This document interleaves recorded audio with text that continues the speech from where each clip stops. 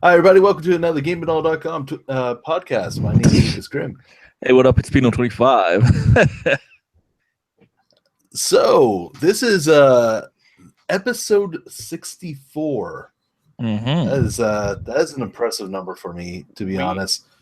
And I really wish we would have like more on the Switch and the Virtual Console and all that, but Nintendo's not releasing that right away. So, so much for talking about Nintendo 64 and stuff on podcast episode. It looks like it's going to be a very weak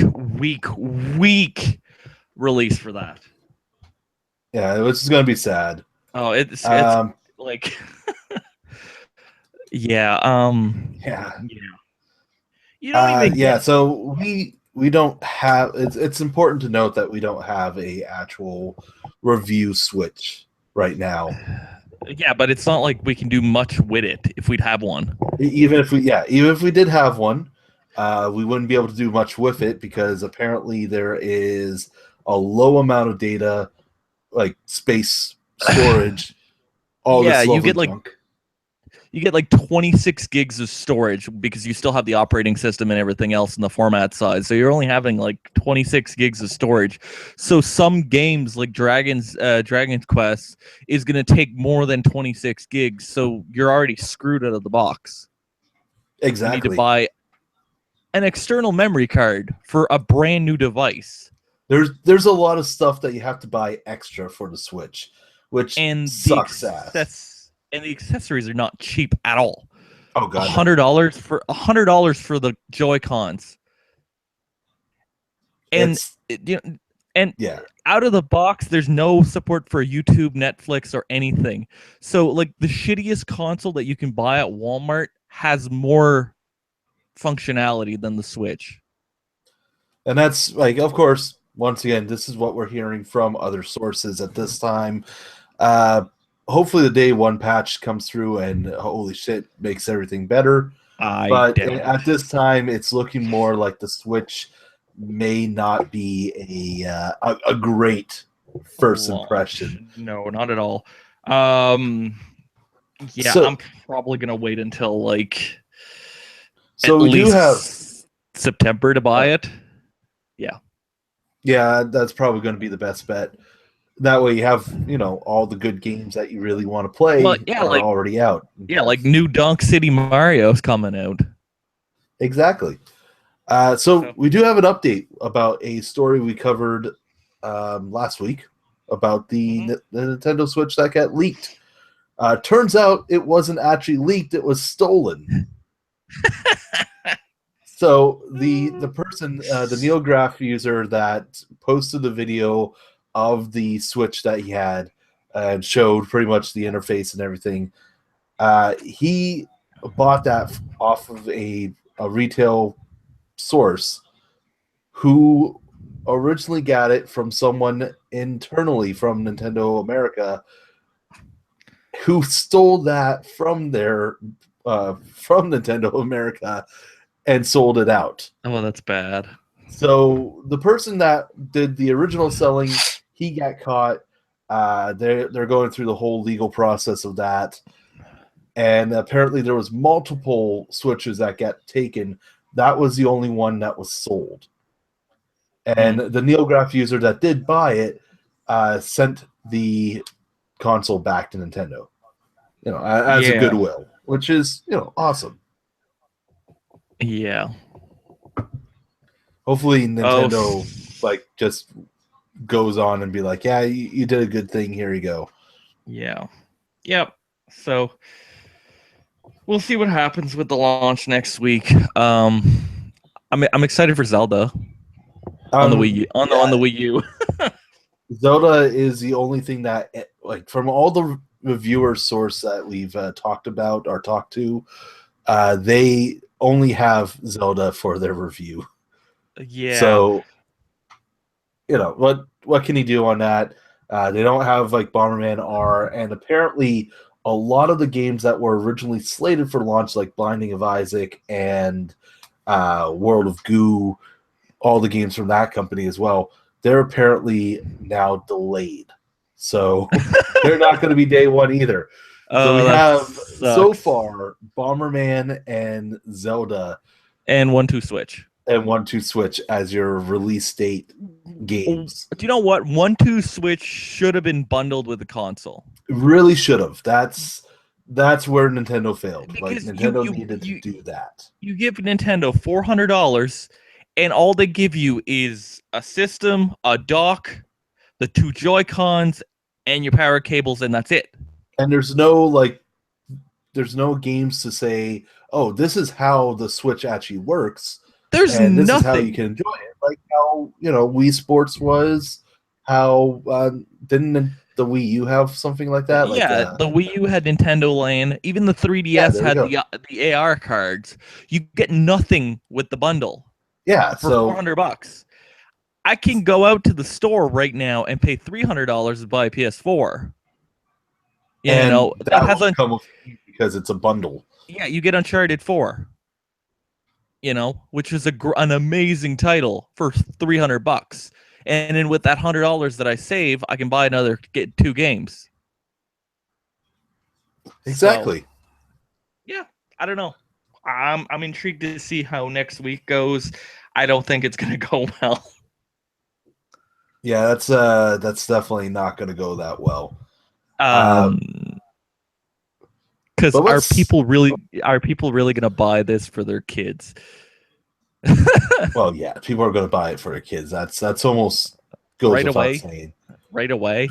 Probably. But they're also coming out in limited release. So there this week in terms of news, a lot of it was associated to the Switch because of course the Switch is the big shit right now. Well, yeah, it is a new console. The last time we had a new console was 3.5 years ago. Exactly. So, where that is the one thing that it's really being pushed at the moment. But aside from that, we had a bunch of new release information coming through, and that includes a lot of the smaller indie games that are just going to be awesome anyways. Specifically, 2 games that I'm really looking forward to.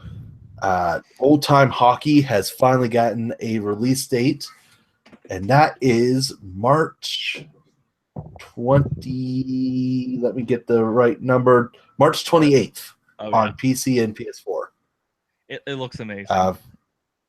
Unfortunately, Xbox One has been pushed back to Q2 2017, and there might be a Switch release, which, with the mode that we keep talking about, the drunk mode or beer mode, that's going to be perfect for it, to be honest. I mean, just take one of the Joy-Cons, play, and yeah, we'll see. But yeah, looks amazing. Can't wait. That is definitely on our watch list. The other one that's on our watch list is Too Dark, the latest game from the Alone in the Dark creator. And this game makes me feel uneasy. And that's saying a lot for a horror game. Like I played through Resident Evil. I'm actually halfway through Resident Evil. And yeah, there's a few moments that I'm like, this is creepy. Too Dark, automatically you throw in the story of it. It's a detective whose wife gets murdered and his kids get kidnapped. And you're going through finding out that there's been more kids kidnapped, and you're going in to rescue them. Now, you're rescuing them from psychopaths. Once you find the kids, the games actually get harder because you have to escort the kid out of the area. The kids act like kids. They fidget, they scream when they see the psychopath coming. They start like worrying and crying, and that can lead them to go, oh, hey, people are over here. Gotta go kill someone now. It looks so fucking uneasy, and I can't wait to play it. And that's what I love about the horror genre, because you can say that. You can go out and say, oh man, this game, like, stressed me out. I had like nom flashbacks and all this other stuff. And game of the year material right there. There you go. Oh yeah, well yeah. Like my last game that I was playing for 4 in February was The Evil Within. Yeah, it was phenomenally amazing. Hands down, one of the best psychological mind fucks that I've played in years. Oh yeah, and it's and they need it. They need to make a sequel. Yeah, Bethesda, get on that. Like, come on. He needs to make a sequel because it was amazing. It also left it perfectly for a sequel, and even the DLC doesn't really end the story right. No, you just want more. You just want more. There's more that has to be told. Yeah. So yeah. So when's that other game coming out? Too Dark comes out.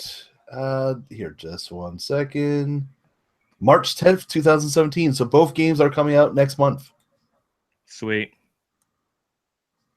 And we also had the announcement of Ultimate Chicken Horse, which is a game that I absolutely adore on PC, to be honest. That is coming to consoles later this year as well. We don't have an exact release date at this time. But yeah, that game is bloody awesome. And the final bit of DLC, or the final bit of information... Actually, no, I misread that. So, aside from those release dates, we had a few other bits of information given out for games that we're already pumped to see. First off, Injustice 2, brand new story trailer. Finally get to see story content. And yeah, Superman's being a dick again. Well, is that surprising? He's either a bitch or a dick. Yeah. One or the other. You cannot be happy with Superman. No. I will say something though. That was the best looking trailer I've seen in a long time, just in terms of facial animation. And like, it looked really, really good. So hopefully the story continues on the like NetherRealm's track of just being fucking awesome. Yeah, for sure. Also, we have new DLC content for Neo coming out soon. I actually have a review of Neo, and yeah, it almost got perfect scores. It's so fucking good. So, we're getting 2 bits of free content, one of which is just new missions for you out in between the story missions. A PvP mode coming out, which, let's take a game that's already fucking hard and make you fight real people. Yeah. Well, you know what? These real people might suck, so you might have an easier time. Oh no, we all know that's not going to happen. Well, you might have these stupid kids. Probably. Yeah, there you go. And we've also got the first piece of paid DLC, Dragon of Tohoku. It's a dragon. Probably did not say that well. So what's going to happen with that one is that we are getting some new weapon types, new characters to interact with, a new guardian spirit, and some new yokai, which, is lovely. More things to kill. Oh, yeah. Now, the other 2 DLC packs have been named. We have Japan's Best Warrior and Peaceful and Tranquil. Okay. No dates have been given for that DLC or price for the singles. The season pass right now is $25 US. So that's actually that's a really good price. Yeah, that's not that expensive for a season pass. So that's that. I'm really excited for that content. Neo has been absolutely amazing. Like, everything I've played through, it makes Dark Souls look like Barbie's riding academy. It's It's that good and that fucking hard. Mm. Also, we had news of Crash Bandicoot Insane Trilogy. That is actually likely to be a timed exclusive for PlayStation and not a full-on exclusive, which has gotten some people a little, well, pissy, to say the least. Why? Because, Crash Bandicoot 1, 2, and 3 were Sony staples. Yeah, but who owns the franchise right now? Activision. There you go. That's why a lot of people are not really surprised. Bobby wants your money. Bobby wants your money, and that's exactly what's going to happen. He's going to release it for the Xbox One, and there are now rumors of a Switch release as well later. But if you really look at the Xbox One, how many exclusives are on the horizon? There's the sea shanty one, and that's it. Yeah, that's all we know at the moment. Because they cancel Scalebound. Of course, Phil Spencer did go off and say we have a big lineup for this year, so we're probably going to have like E3 is just going to go and be like, here's everything. Yeah. Oh, it's all coming out in November. Give us your money. Give us your money. Yeah, there's probably a Forza 7. There's probably a Halo 6. There's probably a Gears of War 5. Speaking of Halo, we have been now told that all future Halo games will have split screen. It's about time. So, they screwed up with 5. Okay. Now, 5 they went to it was on a new console, and there was limitations. Well, and with the new one, it'll be on the Scorpio, so yeah, that too. We'll also have the Scorpio to help back it up. So they'll have a big E3 this year because they have a Scorpio. So, ready to talk about some? Not really, but one of our favorite topics to always talk about is shitty video game-based movies. Remember Street Fighter? No, remember Far Cry? Actually, I don't remember Far Cry that much. I remember the guys from Screw Attack being in it, and that's about it. Yeah. Oh, remember Postal? Well, we've talked about Postal almost nonstop. There was at least one of our podcasts that we've mentioned it like nonstop. But this week we had 3 new film updates. And the first one actually sounds like it's going to be good because, it's going to be starring The Rock. The Rock has lately been on a big winning streak. Although his track record with video game movies hasn't been that great. Doom.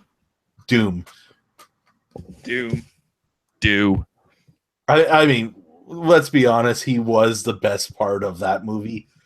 They went into first-person mode. Which was also the best part of that movie. Awesome. So, we have a upcoming movie that's going to be starring The Rock, and from director, let me get his name right, Brad Payton, who previously worked with The Rock on San Andreas, which was actually surprisingly awesome. I watched it. It was good for a disaster movie. Yeah. So now they're working on a new disaster movie that's going to be pretty much Godzilla versus King Kong before we get Godzilla versus King Kong. Yeah. And that is going to be based on the arcade classic for Midway, Rampage. How is that going to work? I don't know. Because like the Rock The Rock went on Instagram and posted the first production meeting of the movie. So everyone looks like they're happy to be there. So that's good. So is he just gonna do motion capture and gonna be awesome like Andy Serkis in King Kong? Oh, probably. Yeah. From the sound of it, because this was what he mentioned in terms of who he's playing. The next stop for me is, in my research, the primate division of the Atlanta Zoo. My character is a primatologist and head of an anti-poaching unit in Rwanda. He's a really informative and educational character to play. So to me, that sounds like he's either going to be somebody who's going to have to deal with George or George. And for the people who don't know what the fuck I'm talking about, George is the monkey in Rampage. So, is it just going to be a side-scrolling shot of, like, let's say New York, and they're just climbing up and down the building and bashing the building in? I hope so. Yeah, but, like, how can you make a movie around this? I mean, they made a movie about the big earthquake that's supposed to hit, the big one. I'm pretty sure but Brad Payton can I bring. guess, but an earthquake makes sense. It's like it's a disaster. Yeah, I suppose. This Yeah, is that's a true. monkey climbing a building. This is a monkey and a lizard and possibly a rat. We don't know which Rampage characters are actually going to be in the movie. Well, they need all three. They need all three because that's the original. Well, actually, the original was just George and Lizzie. Yeah, but still. But, I mean, you bring in Rampage 2, you had Ralph as well. And then if you're doing World Tour, you got to bring in the alien crab and the... there was so many random monsters. Yeah. But I don't know. It could be good. I can't see it being... We're pretty much going in there for a kaiju movie. So we have to kind of leave our limitations at it's going to be a kaiju movie, one way or another. Well, it's like the whole Tetris movie thing. Yeah, see that I don't know how the fuck they're going to pull that one off. Let me guess. Cubes in space? No, cubes in Mother Russia. The fact that they want to make it a trilogy too. That's I don't know. Yeah, I don't know. All right. So yeah, Rampage the movie. We'll see how that goes. We'll see how that goes. Production is starting this April, so we're going to probably start seeing a push of like media and like saying that, oh hey, this is coming out probably sometime in November, December. Of course, we'll definitely keep on track of that one because I'm more curious how a Rampage movie is going to turn out. Yeah, it's going to be bizarre. To say the All right, least. what's next? So the next movie that we had was Metal Gear. So, Konami. Despite everything with Konami and Kojima and everything, the Metal Gear Solid movie is still very much alive. And that is being helmed by Jordan Vogt Roberts, which people will definitely recognize that name because he is the director of Kong Skull Island, which is coming out soon. Yes, it is. So Collider got to have an interview with him to ask him, okay, everything about Kong, and they're like, well, you're still attached to Metal Gear. What's going on with that? And he fanboyed out throughout the entire interview, which was awesome to be because when he fanboyed out, he actually got it right when it comes to what made Metal Gear Metal Gear. And I'll just read this quote that he had.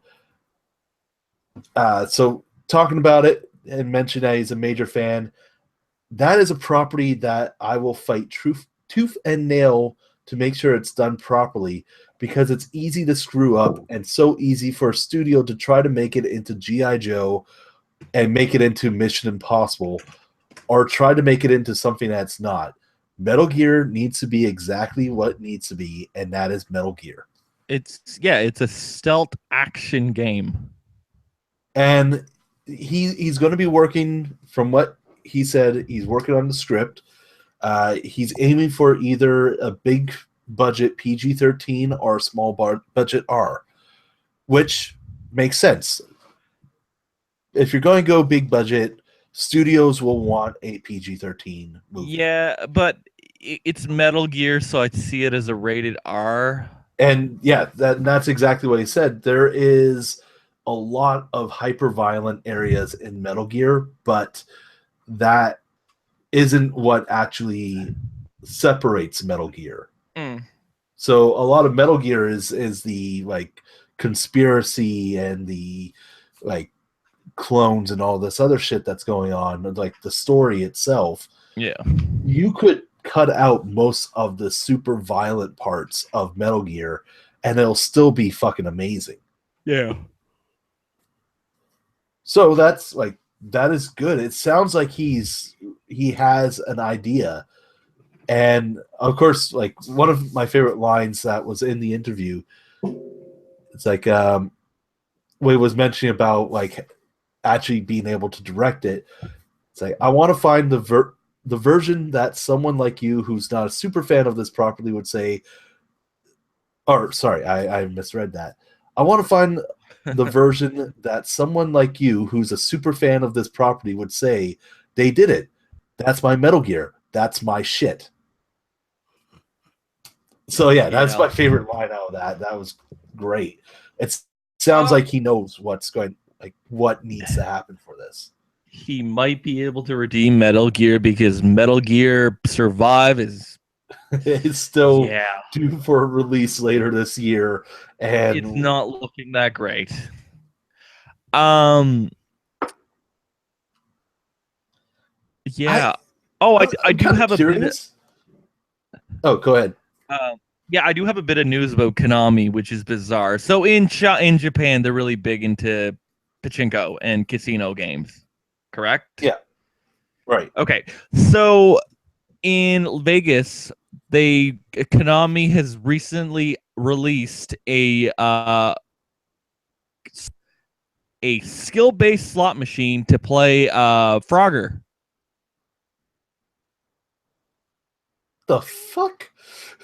Yes, so they newly released the skill-based Frogger game.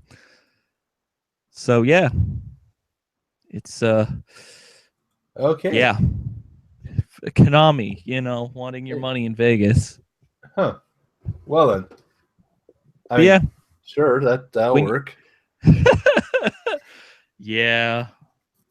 Bringing it over. Well, just wait. We'll get the Metal Gear game over here. We'll get the Metal Gear pachinko and what was it? Castlevania Sexy Violence or something?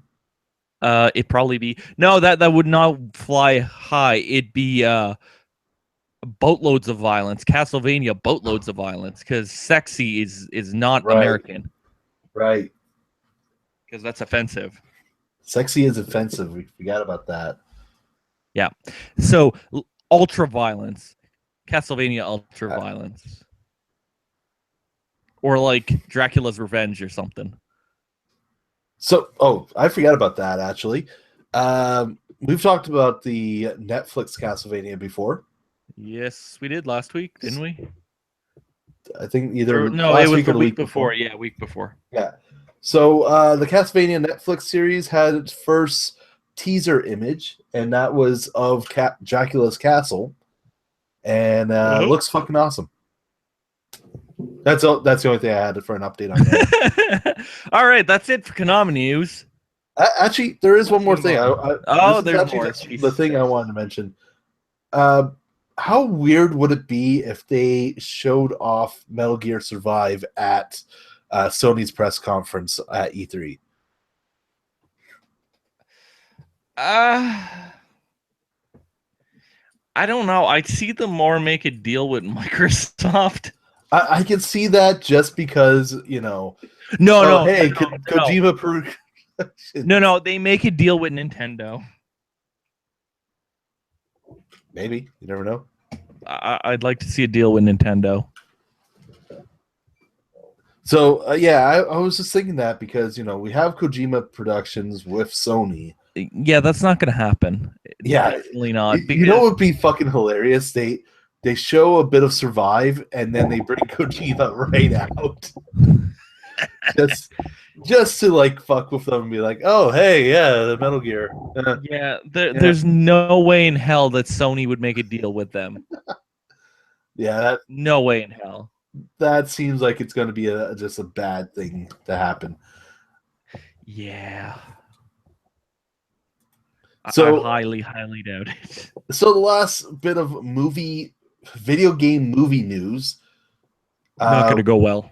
I'm not sure about this. This one makes me uneasy in terms of how enthusiastic the writer is at this time. But apparently, the script for the Uncharted movie, the Nathan Drake teen-rated adventures, Da, da, da, da. uh, is finished, and the script is going for a hard R. Apparently, That just doesn't fly. It's Uncharted. It's supposed to be cheek and tongue comedy. tongue-in-cheek comedy. Whatever. You know what I mean? It's very like it's a bit edgy, but it's still Yeah, family friendly edgy. yeah, exactly. It's just crosses that line, and It's like SNL. Yeah. If SNL was, a Indiana Jones parody with giant action scenes. But you know what I mean? So, Like it's not crude, but it's just enough. So right now for Uncharted, they have Joe Cardelhan. I'm pretty sure I slaughtered that name. I don't know. So he is the writer, and currently the Stranger Things Sean Levy director or Stranger Things director Sean Levy. There we go. Proper English. He is attached as the director for the movie. So, Carnahan said that the script was a beast in an interview with Coming Soon, and now he's also mentioned that he went straight for an R rating because a PG-13 is a cop-out. And there's, but don't get me wrong. Like, yes, I agree. I'd rather have an R-rated movie than a PG-13 movie because, that you're going for whatever you put onto the script. There's some differences, though. Like, Uncharted has never been an M-rated game. It was always teen and really didn't push the boundaries of teen either. No, because there wasn't blood. There wasn't. Oh, there was violence. It wasn't a lot. It was. Yeah. It was very little. Well, do you know what? It was more mature than Halo. Yes, I will give that. Halo should not have an M rating at all. Just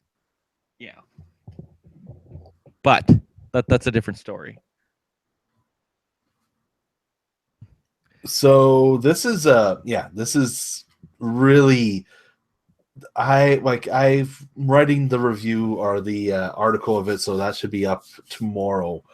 So you'll have more of the actual interview, but the way that he goes on about it, it just feels like you have an idea, you have a decent idea, but you're not hitting Nathan Drake. You sounds like you're just going out and saying, "Oh, here's this absolute badass." Nathan Drake's a badass. We can give him that. But he's a lighthearted badass. Yeah, you're going the way that he went on about it. It sounds like he's like pretty much Marcus Phoenix badass. I'm going to be rough and destroy everything. Yeah, it's not a Gears of War that he has a chainsaw, on the end of his fucking gun that he's going to chop someone in half. Now, the one good thing that I did see out of this interview is here, he said that he wrote 4 of the biggest fucking craziest action sequences I think I've ever written. That's his actual quote. And they're not a direct copy from events in the game. There's no point in transposing them to film. You got to come up with new shit. So that's what I did. That's his rest of his quote. Nothing wrong with that. And that's nothing wrong. Nothing wrong with that. No, It's going to be interesting to see that actually play out, because if you are making an Uncharted movie, yes, you need to have those big moments, because that's what the game's all about. Every Uncharted game has that big moment that's everyone comes back to. Well, Uncharted 2, you have the train scene. Well, yeah, right at the beginning, you're hanging there. Yeah. And even the train level, that when you finally get back to there after the recap. Yeah. Like that is a huge level. That is fucking amazing. Well, yeah, and like Uncharted 3, you have the freaking shipyard, like the ship graveyard. Yeah, you have that. You have the plane going down. The sinking of the boat. Yeah, and cruise liner. That's crazy. Uncharted 4, you had. I didn't play it. Shish stuff. You had what we saw at E3. Good enough. There was a Jeep. Yeah, you had the Jeep chase through the city. That was fucking amazing. All of that. So yeah, and wasn't there a building toppling over? Oh yeah, there's well, that's actually another part of the game. They love buildings toppling over, because you got building toppling over in 2. And building toppling over, the Nadine fight. If I was always hoping that they would put the Nadine fight in the actual movie, but we'll see how the movie takes place. Hopefully he's just being very enthusiastic, but it seems like he's being too much so that's pulling us back. It's making everyone else uneasy. Yeah, for sure. So like there's that little bit that you have to, reel it back. You don't go full blown, this is the craziest shit that I've ever done. Yeah, fucking pull it back. Yeah, that comes in the sequel. Actually, I wouldn't say, this is the craziest shit that you've ever done, because that sounds still, I'm enthusiastic, but safely enthusiastic. This sounds like he's saying, this is going to be the biggest fucking thing ever, and it's so, like, the skies are going to open up, and it's going to be like the best archaeologist action film ever made. And like that's how he's coming off as. Yeah, but you know what's going to happen? They're going to overhype the crap out of it, and it's going to fail. It is. That's what we're all worried about.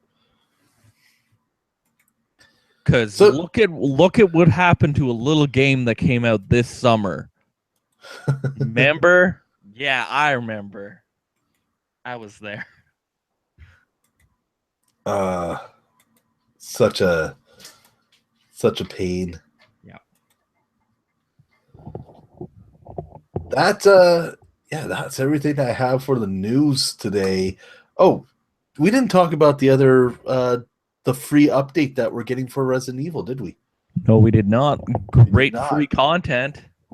We're getting some free content for Resident Evil 7 in terms of additional story content where you get to play as Chris Redfield. Because Capcom learned their lesson.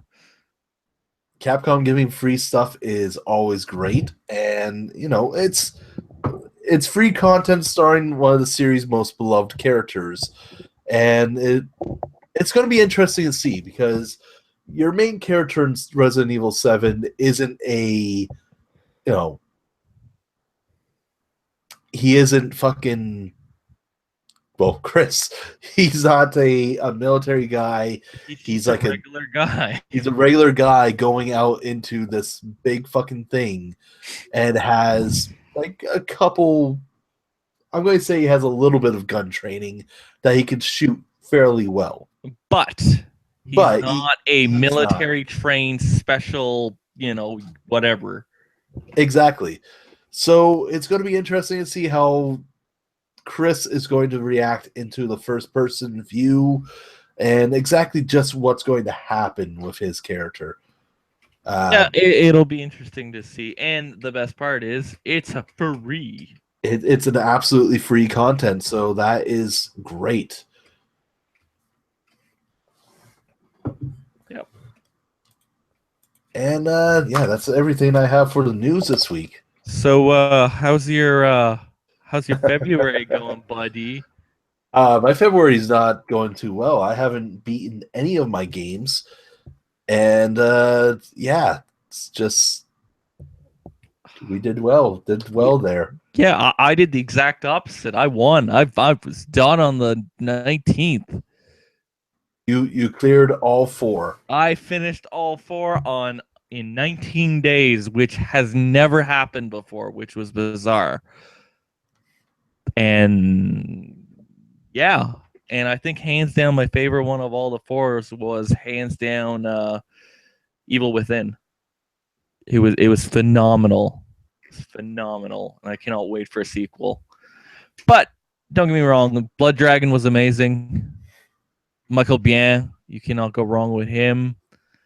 Same as Prey. I was surprised with Prey. And yeah. And Bayonetta. I was amazed at how shitty of the loading times that game had. Holy fuck. You opened up the menu, you hit start, there was a loading screen.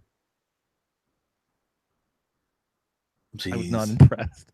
I was not impressed, and I'm like, what the hell? So yeah, and from what I've been told of the other members, they are not doing as well. They're all failing. Hey, I won. You won. You beat us all. I was surprised because last year I was so confident and I failed because I got like halfway through in Alpha Protocol, and then my save file corrupted, and I was like, "Fuck this! I've had enough." Okay, I was not impressed. Let's jump to the new releases. Yippers. So, of course, the big release of next week, we have the Nintendo Switch on March 3rd. So that is going to be coming with 1-2 Switch, Super Bomberman R, Legend of Zelda Breath of the Wild, also for the Wii U on that same day. And yeah, that's pretty much everything that I have here, because I'm not 100% sure on the rest of the games that's in this list, because a lot of them were delayed today. So that's so weird. Yeah, like a week before launch and they're delayed. That's pretty shitty. That is concerning to me. But I know. What are you going to do from this point? Yeah. So before the Switch comes out on the 3rd, on the 28th, we have the big, highly anticipated PS4 title, Horizon Zero Dawn. And this is Horizon's going to be the big tester for Death Stranding, because, of course, they're using the same engine. So we get to see graphically what we can expect from that. And from everything that I've been seeing of the game, of like frame rate and whatnot, it is solid as fuck. Yes. It is one of the most solid games on the system. So this is sounding like another must buy for the console. So yeah, because like even like because the game has dynamic weather, it doesn't matter what kind of weather you're in, the performance does not take a hit. Nice. It's bizarre, because usually if it's like raining or if there's a lot of particle effects, it usually takes a hit. So it's solid, and the game looks amazing. And then, so hands down, must buy. So aside from Horizon, we also have Torment: Tides of Numeria for Windows, PS4, and Xbox One, and Constructor HD for Windows, PS4, and Xbox One. Whatever that is. Yeah. Yeah. We'll jump to the week after, just to cover our bases. On March 7th, we have Altair Firis, The Alchemist and the Mysterious Journey, Lego Worlds, Near Automata, which of course I'm super fucking excited for, and Tom Clancy's Ghost Platinum. Recon Wildlands. Which, if you are watching this now, go download the open beta. It is awesome. I got other shit to do. Well, yeah. I'm a busy guy. No. So yeah, that's everything I have here for this week. Actually, a quick podcast this week. It's all good. It's all good. It's winter. We have limited content. Yeah, pretty much. Everything's just slow. Yeah, and like the release of the Switch is kind of shitty. Yeah, and then we're just going on with the Switch. We're waiting to hear more on that. Hopefully, Sly will be picking one up because he is going to be attempting to. I mean, that's the best we can hope for. Yeah, it's if he doesn't have it pre-ordered, it's probably going to be hard to find one because they're very limited. Because that's how Nintendo rolls. Because look at the NES NES. Classic. Yeah, that thing, and yeah, and yeah. I don't know. The more that I learn about it, the more disappointing it sounds. Yeah, the less I want it, and that's really. Is that, I mean, when I heard about it, I was like, oh my fucking god, this is awesome.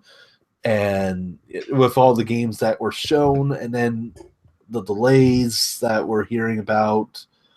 Yeah, and the worst thing is there's no backwards compatibility. Nothing. So you buy the system, you have to buy a new game. You cannot, like with the Wii, you had the GameCube. With the Wii U, you had the Wii. Yeah. And it's just like, fuck. Even with the GameCube, you could buy the Game Boy Player. Yeah, and also like no virtual console at launch. That feels shitty to me. Well, yeah, and the worst part is that they don't know when it's coming on. Yeah, and there's no like media apps.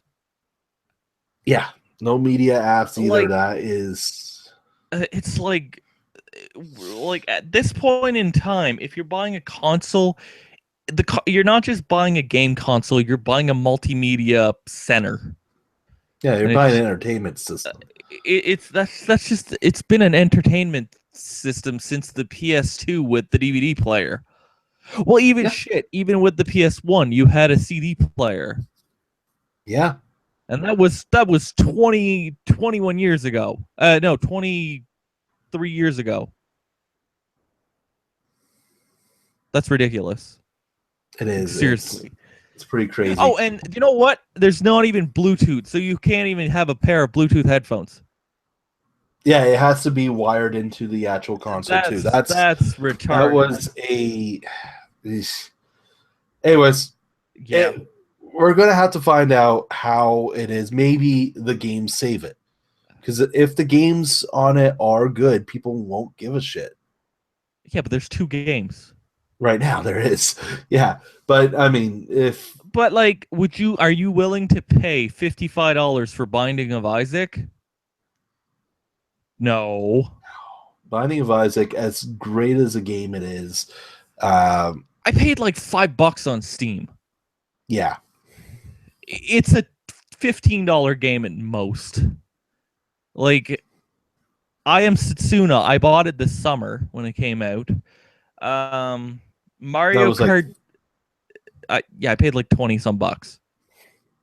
Yeah. Mario Kart 8, I already bought it on the Wii U. I don't want to rebuy it. Lego City Undercover, I already own that. Yeah, but now it has like better multiplayer. Ooh. Yeah. Anyways, we'll we will take a look at the Switch when we actually can, and then give a proper look at it. Yeah. The But more that's yeah. That's going to be our The more podcast for tonight. Yeah. But the more you think about it, the shittier it gets. All right, so that's a topic for next week. That's definitely going to be a topic for next week once it comes out and we have more information. So, for GameItAll.com, I'm Lucas Grimm. Hey, what up? It's Pino25. And if you like this podcast, don't forget to hit the like and subscribe button. Our subscribe button will probably be up here, and then we'll have some other videos over this way. And we will see you guys next week. Yippers.